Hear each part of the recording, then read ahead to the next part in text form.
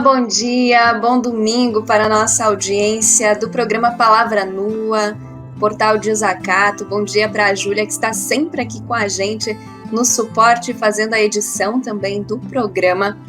Gente, hoje a nossa entrevista, a nossa conversa, a nossa prosa é com o Felipe Brum, ser humano negro, gênero queer, estudante de letras, português e espanhol, na nossa Universidade Federal Fronteira Sul, a UFFS, campus de Chapecó, universidade de tantas lutas, né, que sofre aí com a intervenção também desse governo do Bolsonaro. Então, o Felipe é um dos estudantes também dessa universidade, autor de 4 livros, e hoje nós teremos uma surpresa com relação a isso também, mas eu vou deixar para depois. Trabalha como vendedor, mãe drag, fundadora da casa Drag R, ativista do movimento LGBTQ+.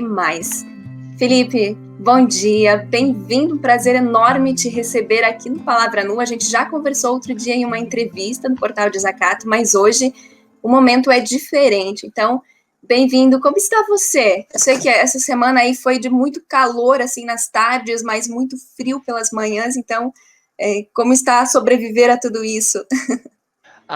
Eu já começo, né, cumprimentando você, Cláudia, obrigado, a Júlia, todo mundo que está assistindo.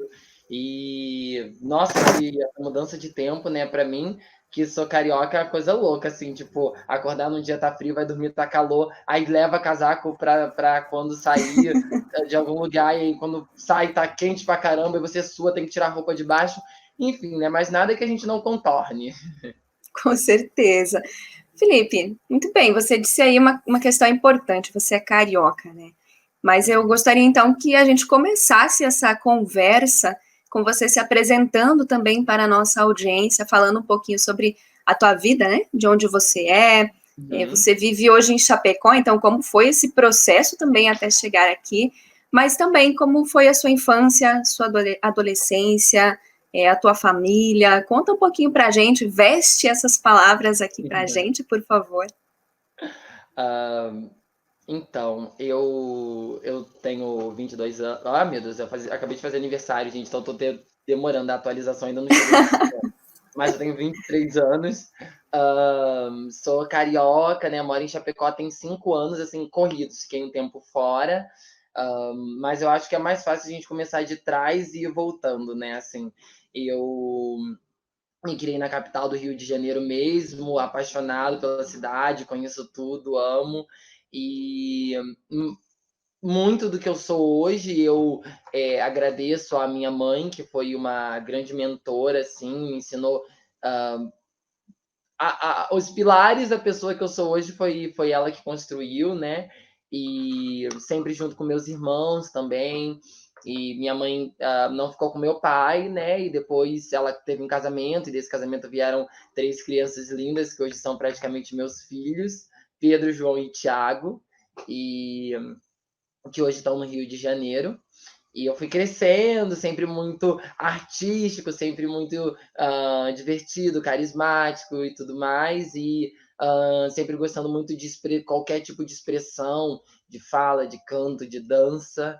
E uma coisa que me atravessou muito toda a minha infância foi a minha religião, né? A religião que a minha família tem, e aí eu era muito cortado e tolhido dentro disso, né? E também porque a gente vive numa sociedade machista, então que não permite que os meninos nem tenham algum acesso a determinados afetos, né? E também os coíbe de outras coisas. Enquanto as meninas estão com as suas bonequinhas aprendendo a ser mãe, como criar de uma criança aos 3 anos de idade, os meninos estão aprendendo a bola, chutar e a curtir o mundo, né? E eu não podia ter a bonequinha e não gostava da bola. Sempre essa dicotomia muito grande na minha vida, ainda mais dentro de uma família religiosa, né? Que é, acho que, o caso da maioria das pessoas no Brasil. E fui crescendo dentro disso, né? Mas, de um lado da minha família de mãe, eu tenho. Eles são evangélicos, e da família de pai, a maioria é testemunha de Jeová. Mas o meu pai, ele foi.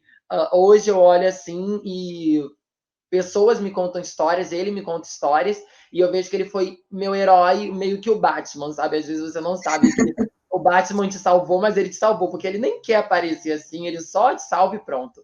Então, meu pai sempre me deu muito essa liberdade de ser quem eu quiser ser, de não ser quem eu quiser ser, enquanto a minha mãe, né, eu acredito muito em astrologia, então virginiana de um lado, que era aquela coisa toda direitinha, toda engessadinha, toda regradinha. Meu pai, com 15 anos, chegava e perguntava: quer fazer uma tatuagem? Aí, com 16, chegava e perguntava: quer colocar um piercing? Porque era as coisas da moda. E ele não tava nem aí, né? Pisciano. E sempre me deu muito essa liberdade para mim e para o meu irmão. Tem um irmão por parte de pai também, mais velho que eu. E eu agradeço muito, porque isso me permitia saber que se desse alguma coisa errado, eu tinha o meu pai do outro lado. Sim. E eu só fui me assumir LGBT, né, com 18 anos de idade. Eu vim para Chapecó com 17. Eu fazia técnico de enfermagem e eu terminei faltando 6 meses para terminar, o técnico, eu concluí o ensino médio e passei direto para a universidade, ao DESC em enfermagem. E aí valia mais a pena eu vim fazer a faculdade, né, e vim com 17 anos. E fiquei um ano aqui, foi muito bom, aprendi muito sobre mim, cresci muito, foi aí que eu me assumi LGBT, foi aí que eu pude me entender como pessoa preta, e voltei para o Rio porque nas férias, quando eu fui para casa, minha mãe estava com câncer. E aí Nossa. foram 20 meses cuidando dela, tive que trancar a universidade, enfim, em 2017 ela faleceu, eu retornei de volta para Chapecó para fazer a universidade, para né, concluir, aí eu achava, né, Sim. concluir, e aí fiz mais 3 semestres, e aí quando chegou no 5º semestre eu pensei, olha, não é isso aqui que eu quero. Aí fui para letras em 2019, né, na Federal da Fronteira Sul, e aí cheguei em letras, muita coisa acontecendo, e interventor, e ocupação, e isso e aquilo, né? E no meio disso tudo também eu encontrei a dança, no meu 2º ano do ensino médio, um ano antes de vir para Chapecó, 2014. Eu encontrei a dança, balé, amei, me apaixonei, e já gostava muito de carnaval, mesmo não podendo por aquelas questões de religião e tal, tudo mais, mas amava carnaval. E hoje eu tento jogar tudo isso dentro desse balaio de gato que é o Felipe, sabe? Todas as coisas que constroem ele, e estamos aí. Sim, aqui tem algumas fotos também, Felipe, para a gente relembrar também tudo isso, né, que você traz presente. Então, é a tua história e a tua vida em fotografias também. Como foi esse processo com o balé e também essa paixão pelo carnaval? Essa coisa com balé eu sempre amei, mas não podia acessar, não sabia como acessar. Eu tenho uma tia que é bailarina do Teatro Municipal do Rio de Janeiro e é casado com um bailarino do Teatro Municipal de Niterói, né? Então, aquele casal dos sonhos. E eu sempre achei muito lindo, mas não vivia com isso. E aí, a minha mãe foi, me matriculou, tem um projeto esportivo no Rio chamado Vila Olímpica, e ela me matriculou em basquete, natação, atletismo e futebol. E aí eu fazia e sozinho fui lá e me matriculei no balé. Depois de um mês dançando, fui contar para ela. E aí ela foi e tal, tudo mais. Essa minha tia acabou sabendo e me indicou para a escola de dança Alice Arja, que é essa onde tem a maioria das fotos que tá aparecendo. Que eu comecei a fazer jazz, Não, desculpa, o jazz foi no Centro de Dança Rio, a gente se confunde. Na escola de dança Alice Arja, participei de grandes espetáculos, assim, ou como elenco de apoio, ou como em apresentações menores, mas dancei balés clássicos, Don Quixote, Fairy Doll, assisti muitos outros, foi maravilhoso, foi um lugar que me possibilitou muitas coisas. Era uma rotina muito difícil, onde eu saía de casa às 7 da manhã e voltava para casa às 11 da noite, porque era de casa para o balé, de casa para o ensino médio, do ensino médio para o ensino técnico, do técnico para o balé, e chegar em casa e ainda fazer trabalho, e isso e aquilo. E aí teve esse boom, essa explosão no balé. E eu amei, e é uma parte que eu não quero tirar da minha vida nunca mais. Quero estar lá com 80 anos me alongando pelos postes na rua. E o carnaval eu devo muito à família do meu pai, porque é muito apaixonada pelo carnaval, não que a de mãe não fosse. Mas como todo mundo depois se converteu, foi para a religião evangélica, então eles deixaram isso. A minha bisavó materna foi baiana da Portela, do Império. A minha mãe foi porta-bandeira, ensaiava na Portela para ser porta-bandeira, era porta-bandeira de escolas menores. E, enfim, Mas a família do meu pai, né, vivia isso com mais liberdade. Então, meu pai dançava na Mangueira, a família toda mangueirense, de um lado Portela, do lado Mangueira. Eu confesso que eu sou mais simpático a Portela, mas hoje, né, a gente fica louco quando já fala o nome da Mangueira, Sim. fica ansioso. E apaixonado pelo carnaval, eu amo o carnaval como um todo, todos os carnavais. O carnaval de Olinda, o carnaval de Recife, o carnaval do norte, que tem boi garantido, boi caprichoso. Adoro todos, conheço, né? Mas o meu mesmo é o carnaval do desfile de escola de samba, esse que eu amo, faz o meu coração, nossa, surtar. Esse ano, uma boate que eu às vezes faço um trabalho e falou: olha, você não quer na entrada da festa carnaval fazer um trabalho com a gente, que isso e aquilo? Eu falei: não, obrigado, porque tem desfile das escolas do acesso e é a única Copa do Mundo. Então, sabe, um hétero lá na frente assistindo essa Copa do Mundo, sou eu no meu carnaval, nem pisco assim, fico lá olhando a noite inteira até clarear, sei tudo, tento me inteirar cada vez mais e amo muito, muito, muito, muito. E isso está muito presente hoje dentro da arte que eu faço, assim, essa questão do carnaval, assim, do samba. Entendi. Daqui a pouquinho a gente mostra mais algumas fotografias, então, sobre essa parte do carnaval também, porque tem. Gente, o Felipe mandou pra gente muitas fotos lindas, então a gente vai compartilhar aqui durante a nossa conversa, porque merece muito, assim. Felipe, você falou bastante sobre o seu pai, né?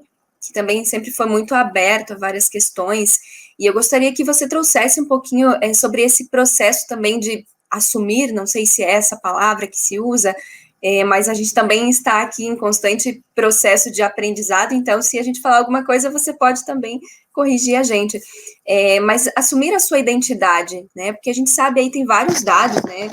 A respeito, claro, do racismo, do preconceito, quanto isso mata, né?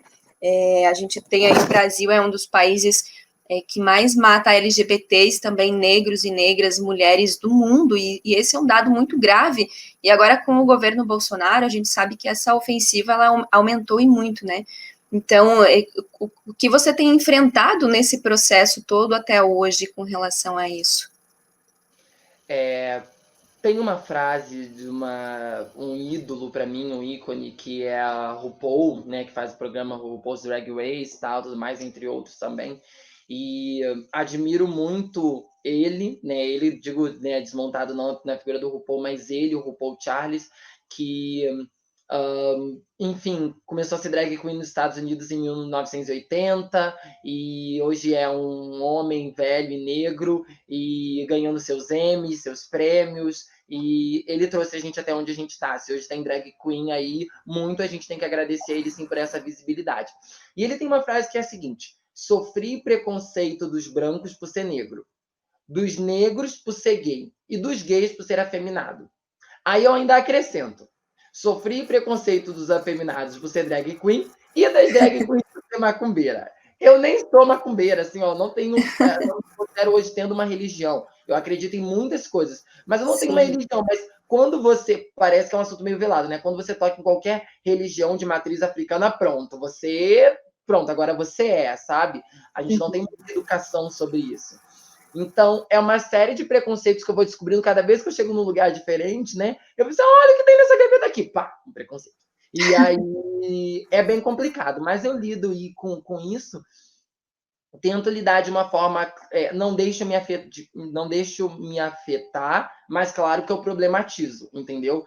Eu agradeço muito a minha mãe pela criação que ela me deu, porque, tipo, com 12 anos, eu já sabia cuidar de uma casa, eu já sabia ficar com os meus 3 irmãos, eu já sabia pegar um ônibus, pagar uma conta, fazer muitas coisas que tem muita gente hoje com 20 que não sabe, mas assim, então eu sempre fui muito precoce, sabe? Então, eu tinha que aprender a lidar com essas coisas desde muito cedo. Eu não entendia. Hoje eu entendo muitas coisas que minha mãe fala que eu não entendia. Mas quando eu lembro, eu falava, ela estava me preparando para isso. E cada vez.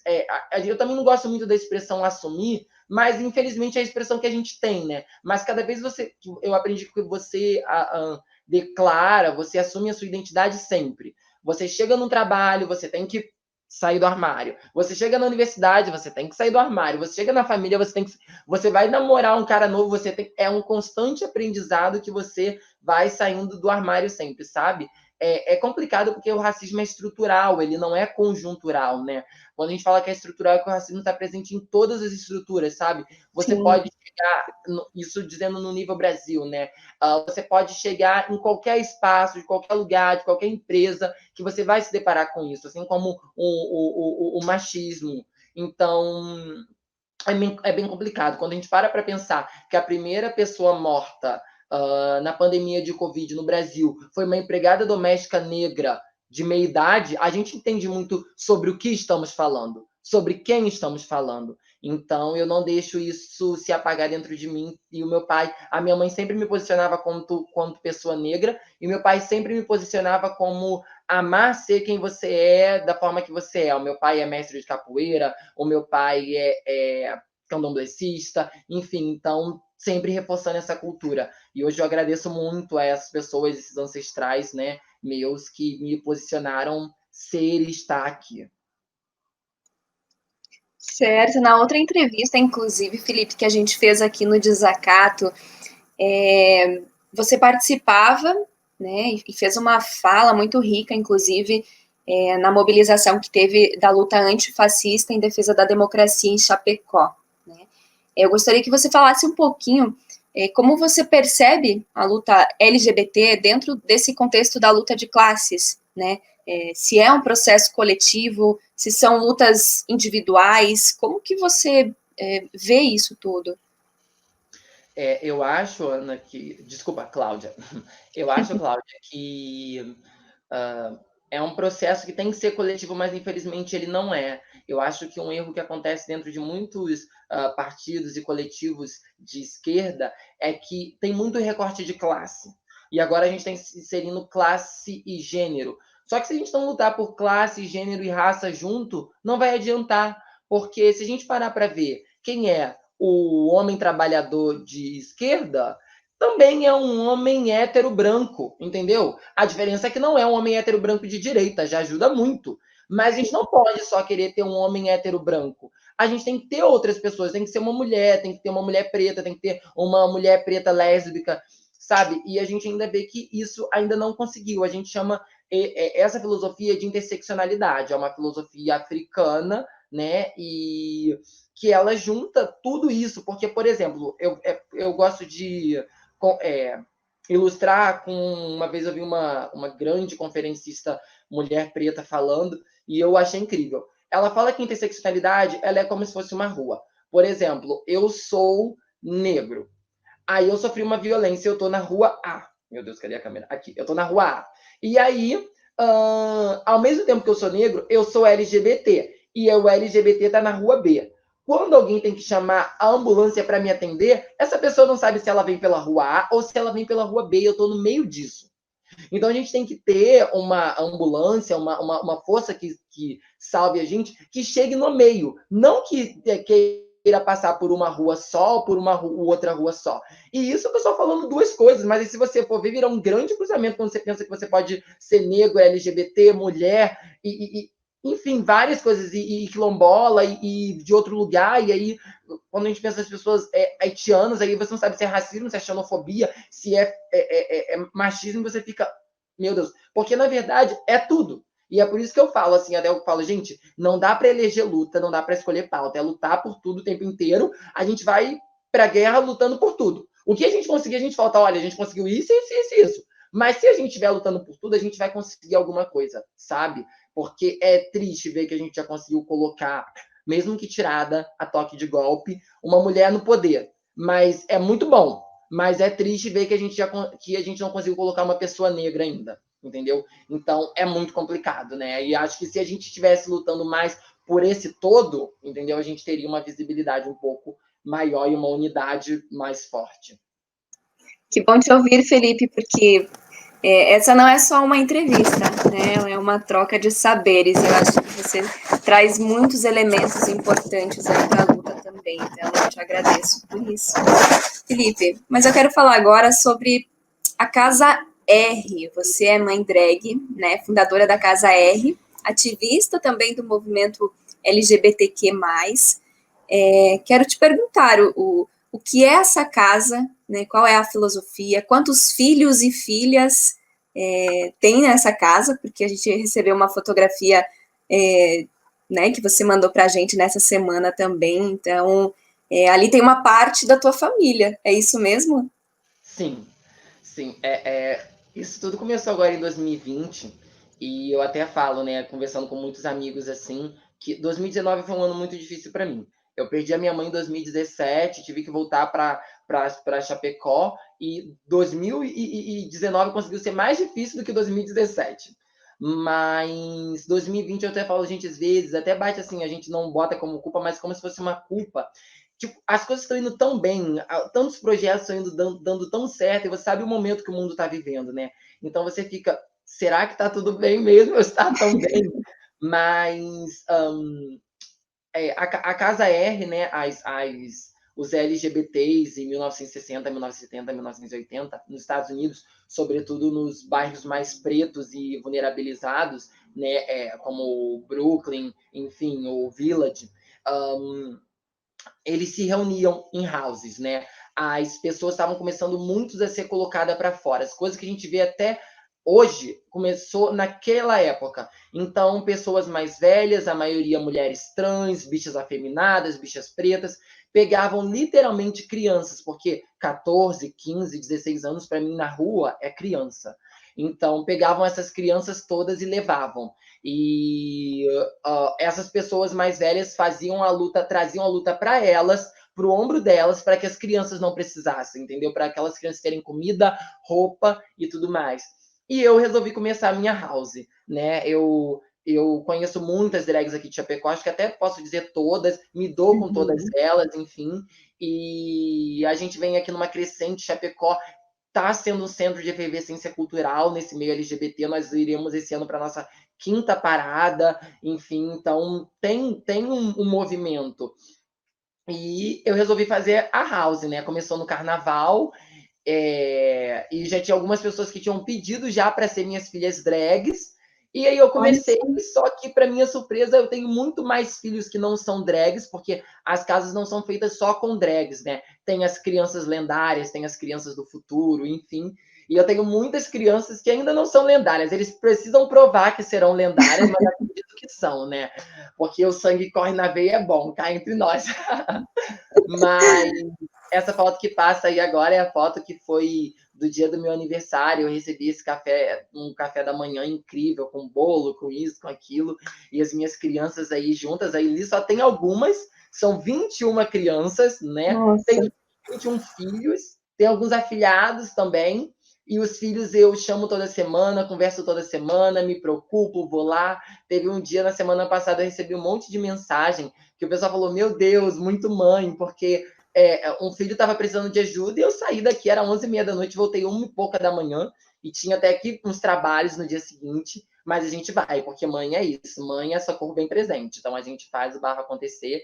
E eu sinto que a minha drag chegou num outro nível agora com essa questão da house. A maquiagem evoluiu muito, os sentimentos evoluiu muito, o profissionalismo evoluiu muito, sabe? A filosofia da minha house, você perguntou, ela diz muito sobre amor, sabe? Eu acho que aquela frase fazer o bem sem importar a quem, sabe? É muito isso. E eu ensino meus filhos que mesmo que as pessoas sejam ruins com eles, não sejam não tão boas com eles, eles não devem retribuir dessa forma, sabe? E quando tem alguma situação de injustiça, eles devem simplesmente deixar passar. Claro, todo mundo tem o direito de ficar chateado, mas que eles deixem se provar que eles são bons, que eles fazem as coisas acontecer, mas sobretudo amor. E quando puderem, serem ferozes para trazer uns troféus para casa, umas medalhas para casa, andar sempre bem bonito, sempre bem arrumado, né? Porque tem que levar o legado da casa. Não pode ser só a mãe andar sempre bonita, bela, esbelta, os filhos também. Mas eles me enchem de orgulho, são muito artísticos,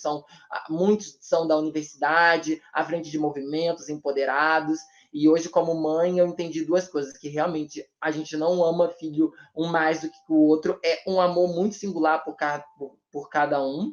E sentir orgulho do filho é a coisa mais incrível que possa acontecer. Quando você olha assim, você vê, e eu tenho certeza que muito de hoje, eu sendo mãe, vem da minha mãe, e a minha mãe dizia: o legado, a nós, pessoas pretas, a gente não deixa herança, a gente deixa legado. né? Porque, infelizmente, o sistema não nos permite acessar bens que nos faça deixar herança, mas a gente deixa legado. A minha bisavó morreu e o legado que ela deixou foi que com duas mãos e força de vontade você chega onde quiser. A minha avó morreu e o legado que ela deixou foi que o estudo tem que ser fundamental na sua vida, porque como ela, você poderia morar numa casa de pau a pique, mas que seja forrada de diploma de cima a baixo.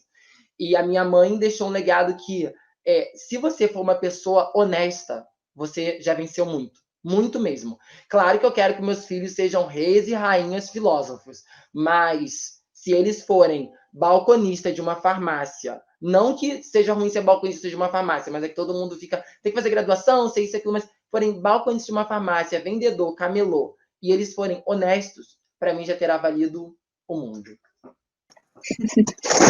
Felipe, para a nossa audiência que talvez não saiba, e para mim também, né, como alguém que está aqui conversando contigo, te entrevistando, eu gostaria de saber o que é ser drag, né? O que é essa identidade ou essa arte? Gostaria que você falasse, né, sobre isso. Eu sei que isso envolve muitas coisas que você tem feito também. Palestras, a gente mostrou algumas fotos aqui, a performance. Então, o que envolve tudo isso, né? O que envolve a mãe drag?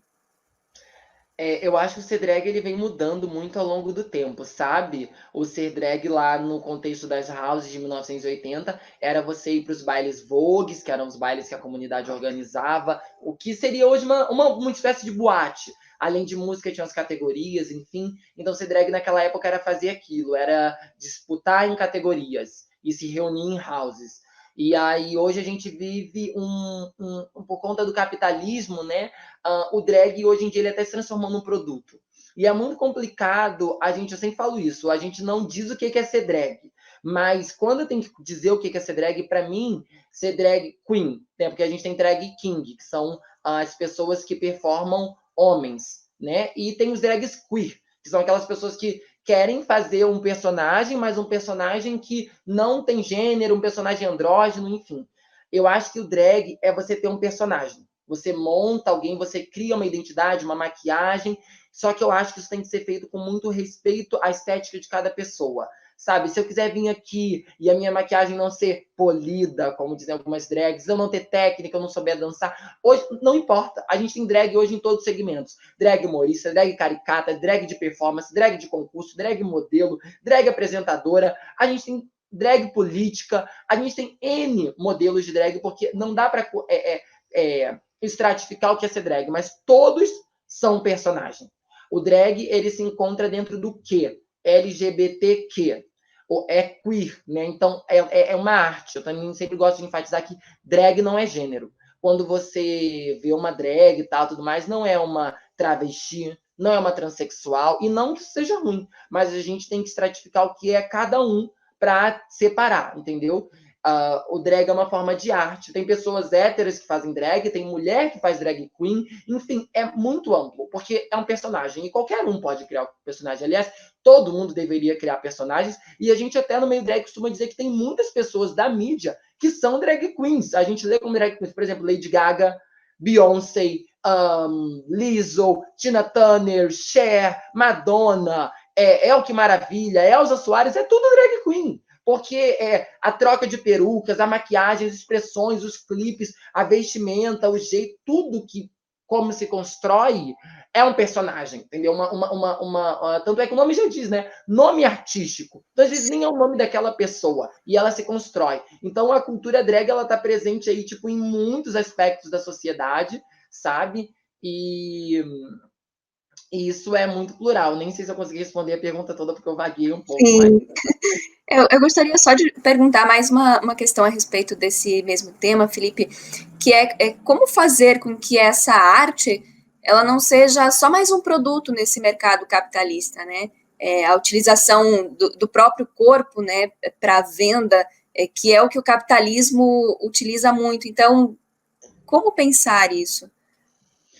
Eu acho que, como eu falei, aqui em Chapecó a gente já tem Nossa, a gente deve ter na base de entre 30 e 40 drags, é muita coisa.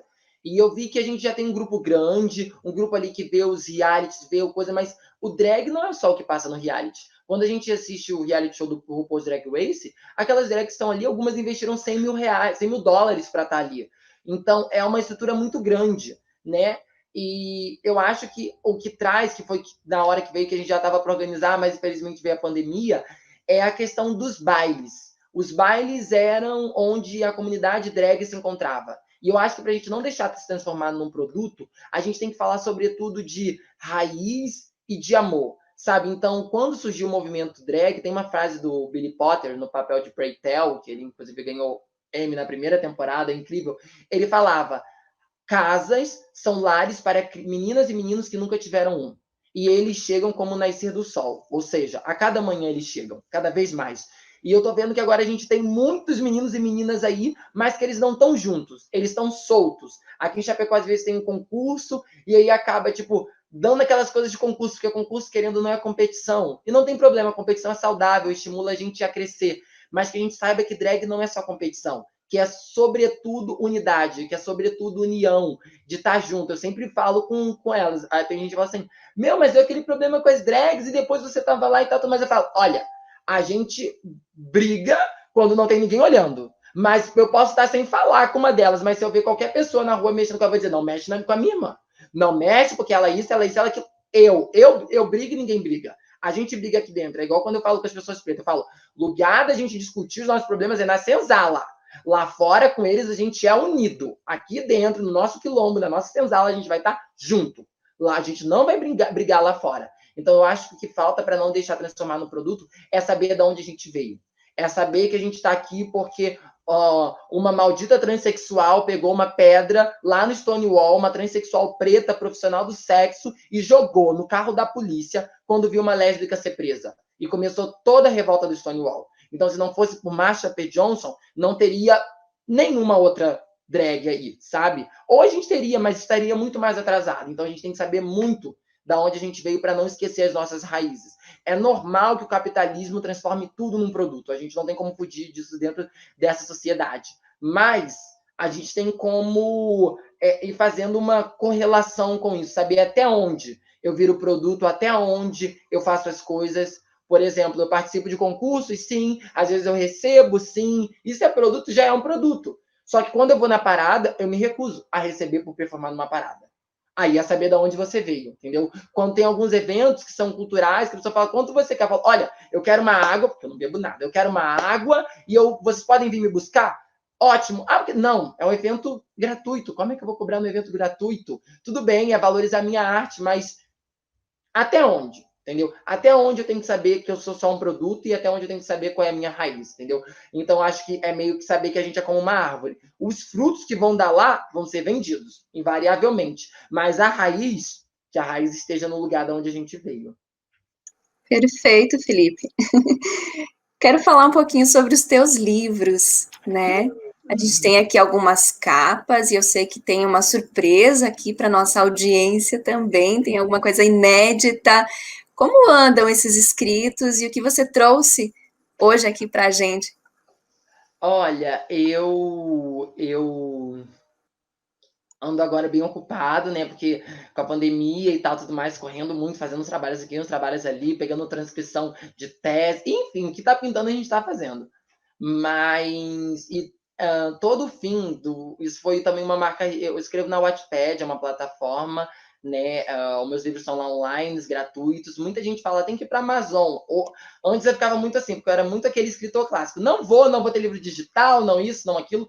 Mas a gente tem que entender que as ferramentas estão aí para a gente usar elas. E hoje em dia quero muito. Só que eu pretendo primeiro terminar todos os meus livros, voltar com a revisão todos deles, encaminhar eles para a Biblioteca Nacional, receber o meu certificado e aí a gente publica.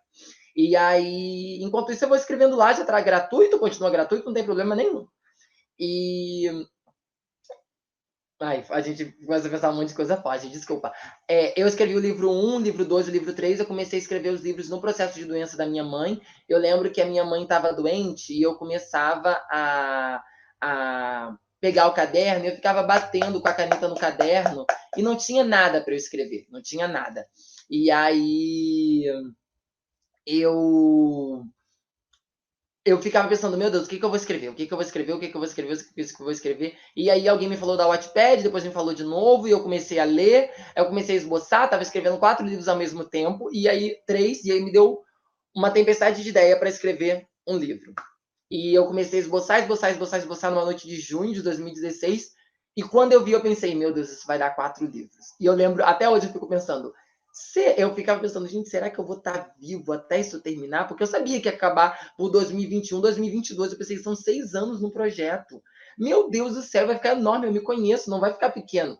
E aqui estamos em 2020, indo para o 4º livro, né? Então deu certo. Eu escrevi o livro 1, escrevi o livro 2, escrevi o livro 3, terminei o livro 3 agora na pandemia.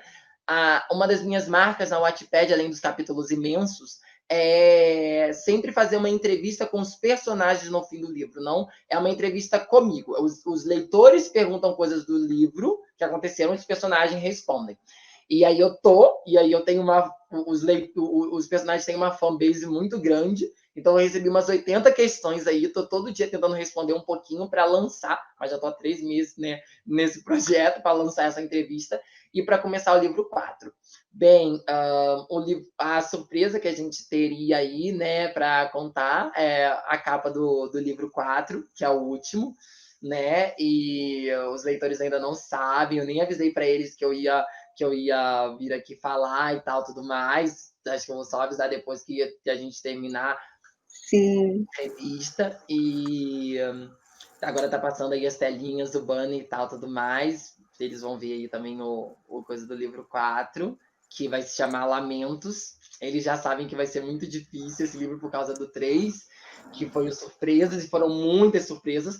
Foi o livro mais difícil que eu escrevi, assim, porque muitas mudanças. Os personagens começaram com 16 anos e agora eles são com 20, 21 anos. E eles saíram bem daquela coisa da adolescência, da descoberta, do amor, da relação LGBT e tal, tudo mais, e começaram a ter problemas que eu amo a literatura LGBT, mas eu acho que a gente ainda está vivendo romantismo na literatura LGBT. É muito escrever para falar do romance do outro e com o outro. E eu fiz muito isso no meu livro, vejo muito disso. Mas a gente vai escrevendo, a gente vai aprendendo, e agora eu quero terminar esse livro e falar de outros temas também, porque o único problema que os LGBTs têm não é só o romance, é principalmente, sabe, porque a gente é julgado, sobretudo, pela nossa forma de amar. Então, sobretudo, é isso, traz muitos problemas dentro disso. Mas os LGBTs também passam por racismo, por problemas nos empregos, nas suas relações, com família, com depressão, com ansiedade, problemas que as outras pessoas têm. E acho que para a gente naturalizar, a gente tem que falar sobre tudo. Senão as pessoas só reduzem a ser LGBT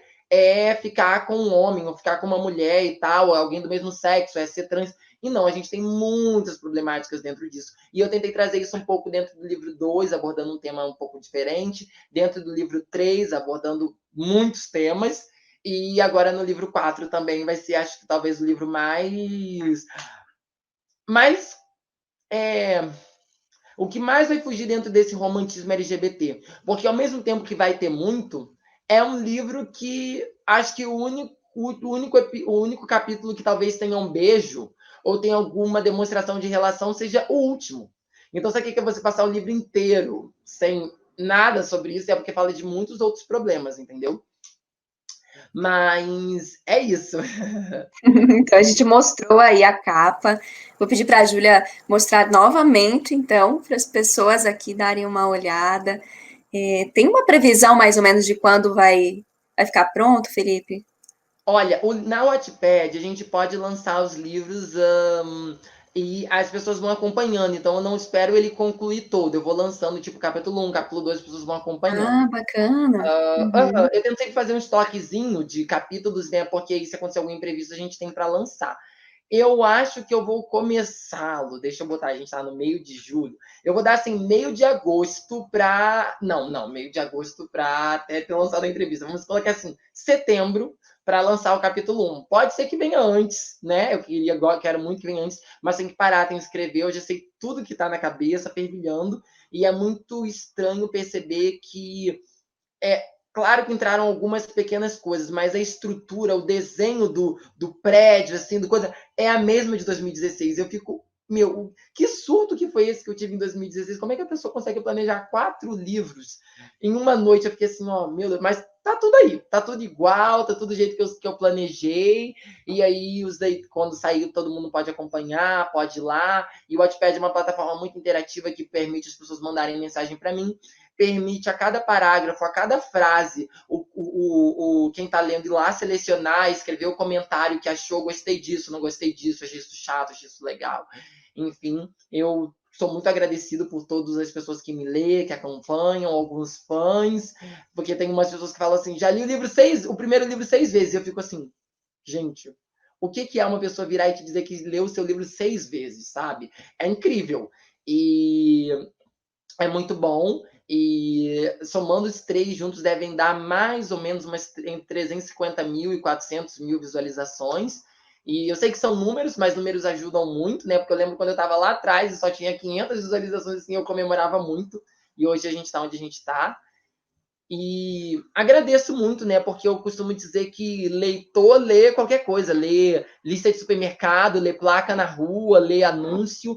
Agora, escritor depende muito de alguém que leia o trabalho dele. Nem que ele mesmo seja o leitor dele, mas ele depende muito de alguém que escreva, que leia o trabalho dele. Então, sou muito grata pelas pessoas que leem o meu trabalho, que estão comigo, que divulgam. É muito, muito especial.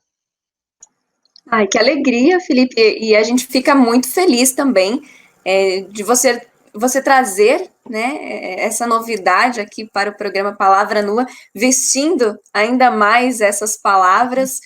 E a gente fica feliz em poder divulgar também. E queremos o endereço, né? Se você puder passar para a gente, você pode falar que depois a Júlia também acrescenta aqui na legenda. Ótimo. Eles conseguem ir pelo, acho que é Wattpad, com wattpad.com. Aí eu acho que é barra Bob Elliott, que é o nome que eu usava quando eu comecei, né? Era uma homenagem a duas pessoas LGBTs, assim. O Bob é B-Y e o Elliott é com L só.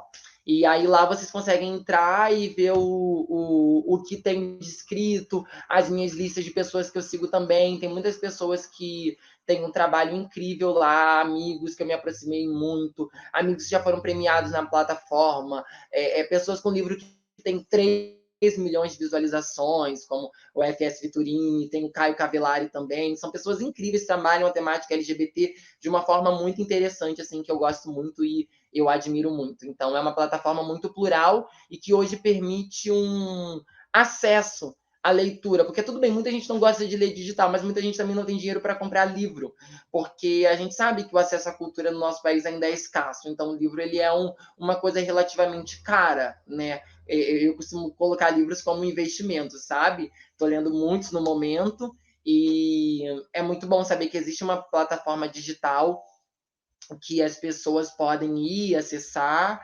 e conseguir ler. E o Wattpad não é só literatura LGBT, é a maior plataforma do mundo, tem 30 milhões de usuários em 12 países e tem crônica, tem poesia, ficção científica, literatura feminina, terror, enfim, é muito amplo. Eu fico ali na minha casinha da literatura LGBT, não saio, estou muito confortável aqui, não quero sair, tá ótimo. Deixo as minhas literaturas para ler as outras, né, de um outro tipo, né? Leio mais físico. Inclusive, né? Eu acho isso muito chique, porque os leitores, os entrevistados sempre vão nos programas. Eu amo, sempre amei programas de entrevista, né? Assistia muito o Jô, assistia a Marina Godoy, assistia a Marília Gabriela e achava, tipo, chiquérrima. E sempre tava, ai, que livro que você tá lendo e tal, tudo mais. Aí já aproveitando que a gente já tá falando de livro aqui, eu tô lendo agora, nesse momento, esse aqui, que é o Um Dia. Já assisti o filme e agora tô lendo o livro, muito bom. É um romance hétero, aí é o que eu falo, a gente usa romance hétero para ler fora. E eu tô lendo esse aqui também, que é super interessante. Inclusive, ganhei de um autor lá da plataforma, o Caio Cavellari, que é um amigo de trabalho. A Gratidão Transforma, é um livro maravilhoso. Recentemente terminei de ler Lucila e Diva, são 2 livros do romantismo brasileiro, de José de Alencar.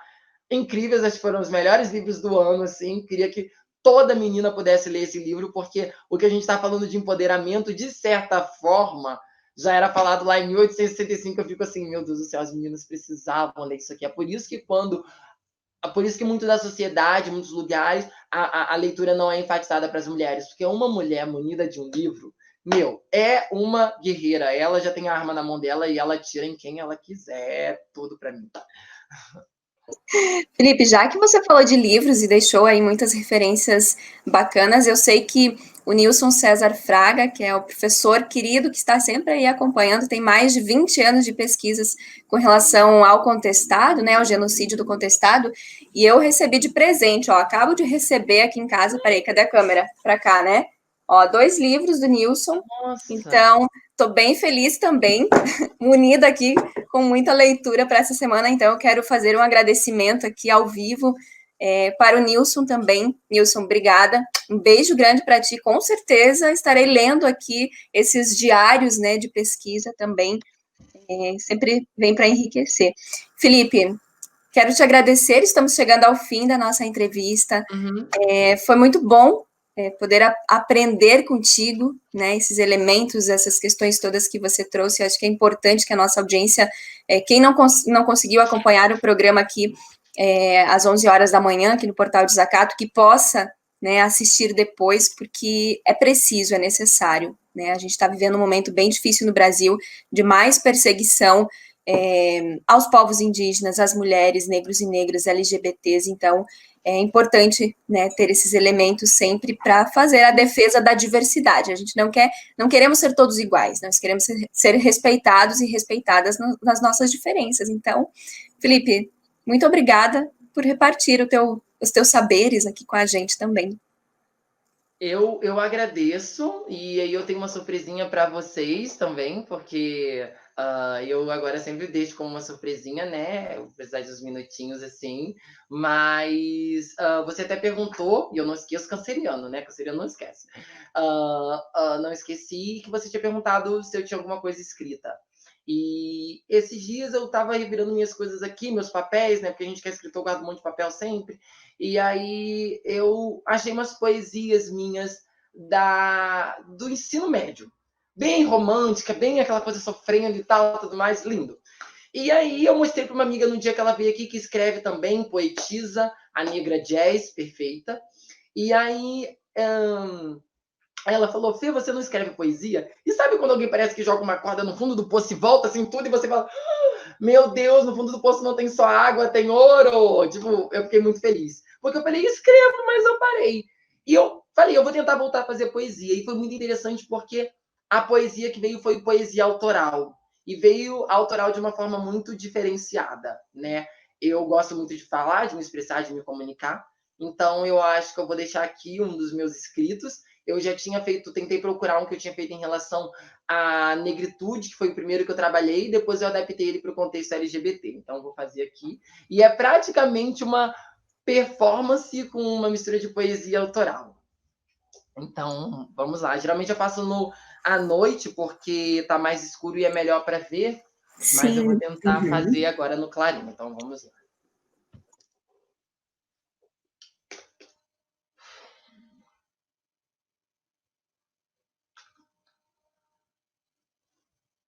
Quando Marsha P. Johnson começou a house dela junto com Sylvia,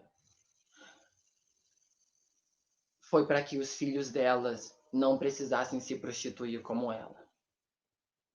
Marsha P. Johnson era uma mulher negra, transexual, que vivia no Village, subúrbio de Nova York, ou Manhattan, eu não sei a diferença, não sou norte-americana, não sou obrigada a saber. Marsha P. Johnson foi a grande mãe do Stonewall, a mulher que fez tudo, a mulher que originou tudo. Dizem sempre que quando aquela mulher lésbica branca foi presa e ela perguntou a eles, vocês vão ficar parados olhando? Foi Marsha que pegou uma pedra e atirou contra a viatura policial. E começou uma rebelião que durou 4 dias. Porque quando uma pessoa preta começa uma rebelião, não vai acabar tão cedo, até que ela tenha o resultado que ela queira. Bom, os Estados Unidos viveram uma grande efervescência naquela época. Tinham vindo de movimentos como o movimento para as pessoas negras casarem com as pessoas brancas, o movimento Reforma Protestante, Martin Luther King. E bom, mas tudo isso foi parado um pouco tempo depois. Pouco tempo depois, quando aconteceu a explosão do HIV e AIDS. Isso me faz lembrar de Cazuza. Cazuza morreu de HIV e AIDS. AIDS naquela época era hoje como câncer. O câncer hoje atinge presidentes e mendigos. Atinge o preto e o branco. AIDS era assim. Mas eles acreditavam que era peste gay. Eles acreditavam que era porque as pessoas se relacionavam com outros homens. E até que as pessoas que se relacionavam com sexo oposto começassem a ter, foi considerada peste gay. E para isso tivemos que perder muitos Cazuzas. Eu tenho um primo que se chama Diego. Diego hoje deve ter seus entre 30 e 40 anos. Bom, Diego foi o primeiro LGBT da minha família, de parte de pai.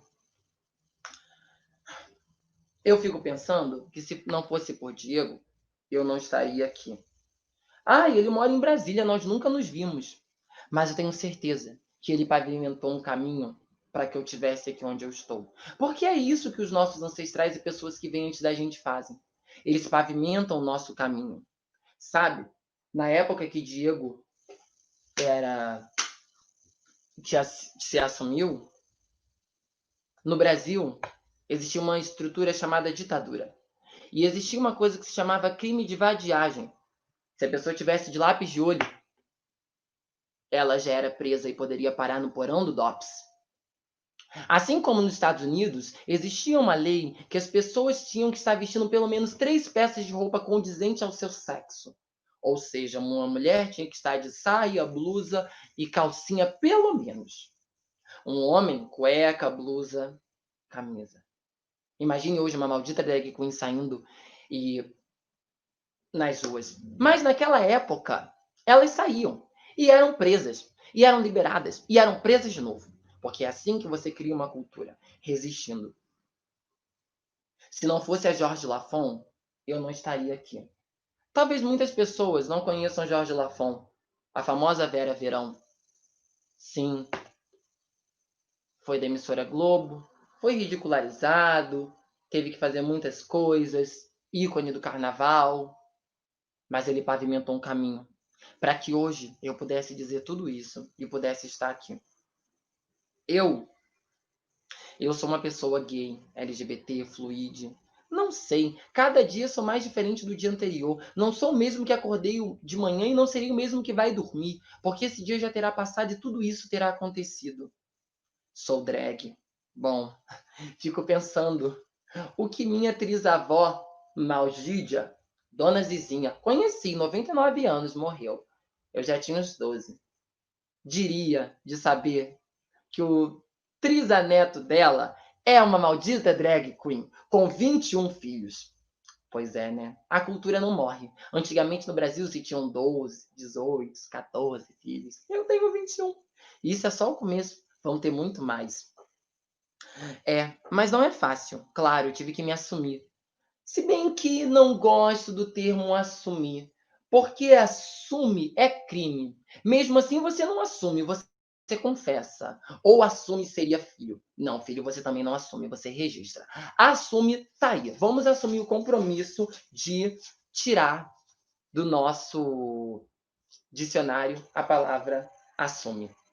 Bom, eu acho que a gente tem que ter liberdade para a gente ser quem a gente quiser ser. A liberdade de ser para a gente quiser ser é como isso que acabou de acontecer agora. Receber um bilhete debaixo da porta da pessoa que mora junto com você dizendo amo. De ter alguém que apoia quem você quiser ser. Quando você nasce para ser tudo aquilo que você nasceu para ser, ninguém pode com você. Você brilha. E não importa se você vai fazer a sua maquiagem usando batom, como faziam as mulheres pretas da minha família, com beterraba, com o fundo da raspa ficava preto para fazer lápis de olho, ou se você vai fazer com uma boa palheta de iluminadores. Não importa. O efeito é o mesmo, se você sabe o que você quer. Ser quem você quiser ser, ser quem você nasceu para ser, é tudo que você pode fazer. É o máximo. As pessoas pretas, elas não costumam deixar herança. Herança é uma palavra tão branca, né? As pessoas pretas deixam legado. Legado. É isso que as pessoas pretas deixam. Minha avó, minha bisavó, minha trisavó, todas elas deixaram legados. E eu fico pensando, e gosto de chamar esse poema de Cachoeira dos Olhos, porque a cachoeira, ela tem rio, ela tem foz, ela tem leito, e eu fico pensando que Marcha é o meu leito, que Diego é uma nascente, que Lafon foi uma das minhas afluentes. E eu fico pensando nesse sentido e refletindo sobre tudo isso, e fico pensando se para os meus filhos, drags ou não, um dia eu vou poder ter sido leito para eles, foz, se eu vou poder ter sido cachoeira para que eles nadem, descansem e pergunte sobre qual foi o legado que eu, quanto mãe, deixei para eles. Quando Marcia começou a sua house e a sua casa, e o seu legado foi para que as crianças como elas não precisassem se prostituir. Obrigado.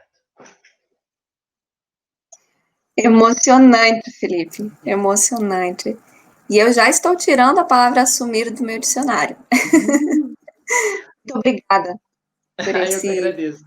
Olha, a gente se emociona aqui, eu acho que a audiência também sente o mesmo, porque é muito importante a gente, né, compreender um pouco mais algumas realidades que por vezes ficam distantes, mas como você falou lá no início, no processo de luta de classes, é um trabalho coletivo. Se for individual, a gente não tem como vencer esse sistema, né?